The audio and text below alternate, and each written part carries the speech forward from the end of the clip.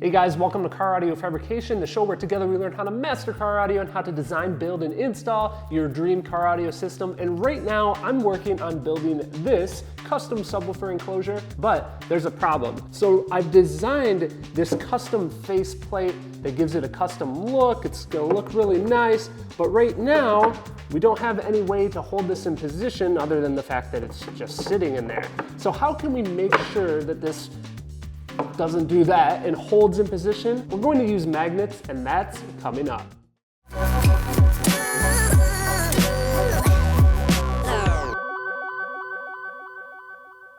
Hey, what's going on guys? Welcome to the video. If you are new here on this channel, I do car audio reviews, I do lessons, and I do build log videos, just like this video where I get into the nitty-gritty of the step-by-step details of custom fabrication. So if you are new here, I would love to have you as a subscriber. So if you guys have been following along on the build, there's actually a couple of different spots that I need to use magnets. The main is the first part here that I mentioned to you guys in the beginning of this video, but the other piece that we need to put it on is this piece. This piece here will be wrapped in vinyl, and I'm going to have grill cloth over this hole here so it helps to hide the port opening. Now obviously this isn't going to hold on its own right now, so we're going to need to add magnets here and here.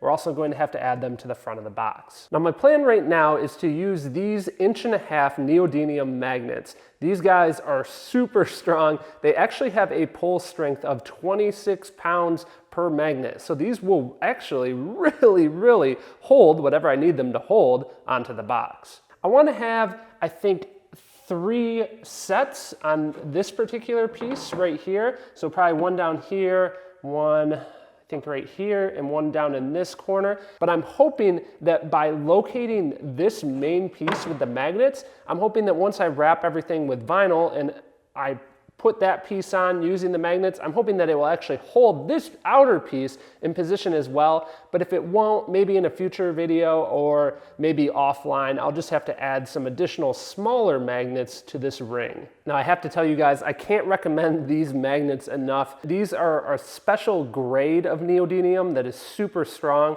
so you'll want to make sure that you check that out. I'll put it down in the video description so you guys can check it out at the end of the video. So the key to adding these disc type magnets is this tool right here. This is a set of Forstner bits. If we look up close, you can see that this is kind of like a big drill bit. It has a point there in the middle. Using these 2 blades here and the blades around the outside perimeter, it's going to carve out a nice circular hole that's nice and shallow for those disc magnets. The first magnet I want to add, I want to put it in this area right here. Get a rough idea of the location, and we'll trace it real quick. Approximately in the middle, what I'm going to do is I'm going to use my punch here and punch a hole. And again, all these different tools, I'll link them down in the video description. I want to make sure that I can transfer the center of that hole to the exact same center location on the box itself. But how do we do that since it's obviously covered up? We don't want to drill a hole or anything like that. So I think what I'm going to do is I have a bunch of these. These are old gift cards. You can actually find these on eBay a lot of times when companies go out of business or anything like that.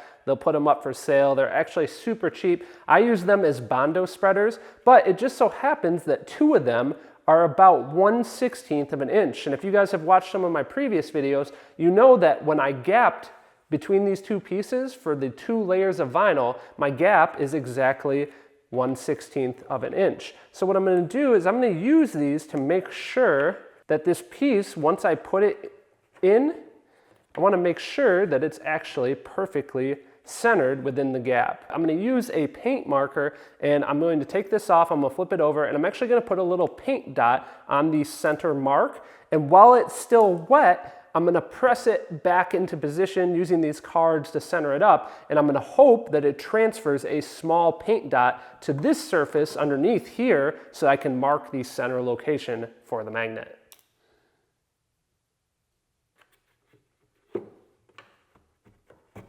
All right, let's see if that worked. Boom, perfect. You can see the center of our dot right there. So now I can use my punch, and on the center of this, the perfect center, mark it like so. Now I have the exact center transferred for making this cut using the drill and on the piece. All right, let's use the Forstner bit here. And I want to go about 1/16 of an inch down in. Do the same here. So if we take the magnet here, you can see one side has a stripe and the other side does not. The point of that is polarity, so that we know when we put them on, we want obviously the non-striped side to face the striped side. But you can see we can just push it in there like so. Now what we want to do is we want to CA glue or super glue this in. Before I do that though, I want to add magnets to these other locations, so I'm going to drill those out as well. I've added 3 holes to the back of this piece, 3 to the front of the box, of course. Now I need to also do it to the back of this piece as well as the back of the box.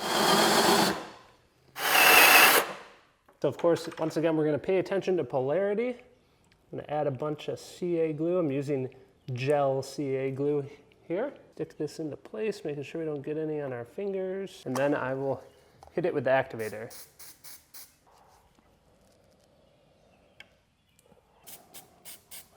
I've got all the magnets inserted into the box here. And let me tell you guys, if there's one thing that you take away from this or one thing that you learn from this, let it be this. Make sure that you don't try to stick these things together until you're confident that the CA glue is fully cured. Otherwise, what will happen if it's not fully cured, you go to put it on and these magnets are so strong, it'll literally suck it away from the half-cured CA glue, and then you end up with a really messy, sticky mess. Don't ask me how I know this. So I've given this plenty of time to dry. I can touch it and it's obviously dry. It's not warm anymore. CA glue will actually have a little bit of a warmth to it while it's still kicking.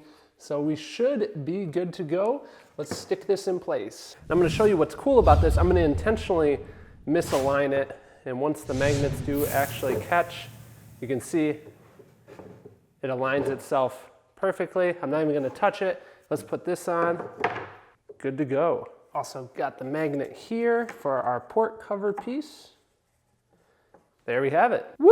I am super excited about the way that this enclosure is looking. I cannot wait to get it wrapped up with vinyl so that we can get it installed and finished into the vehicle. Once again, a quick reminder, if this is something you want to do, all the different tools and materials, especially the magnets, are listed down in the video description. If you are new here, I'd love to have you as a subscriber. That way you'll be notified when I upload the next video where I'll actually wrap this box. A special thanks goes out to John, Brian, Ali, Jerry, EJ, Emmanuel, and Truman, and the rest of the Patreon support team. A big thanks to these guys for helping crowdfund the making of these videos. All right guys, more videos coming soon. Thank you again for watching.